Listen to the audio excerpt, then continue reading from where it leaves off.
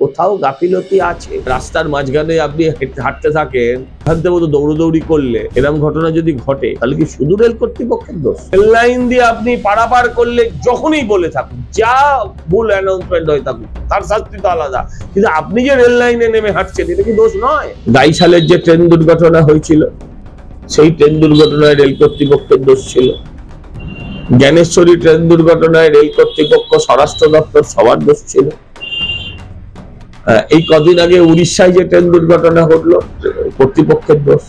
কিন্তু আপনি আমাকে বলুন, অত্যন্ত দুর্ভাগ্যজনক, আবারও বলছি, কোথাও গাফিলতি আছে, কোথাও গাফিলতি আছে, কিন্তু রেল লাইন ধরে দৌড়দৌড়ি করাটা, রাস্তার মাঝখানে আপনি হাঁটতে থাকেন, তাও যদি হতে পারে কানে হেডফোন লাগিয়ে, আপনাকে তো গাড়ি চাপা দিতেও পারে। দুর্ভাগ্যজনক, বারবার বলছি, আমি ডিফেন্ড করতে চাইছি না, কিন্তু আপনি আমায় বলুন, রেল ট্র্যাকে এইভাবে বিভ্রান্তের মতো দৌড়দৌড়ি করলে এরকম ঘটনা যদি ঘটে তাহলে কি শুধু রেল কর্তৃপক্ষের দোষ?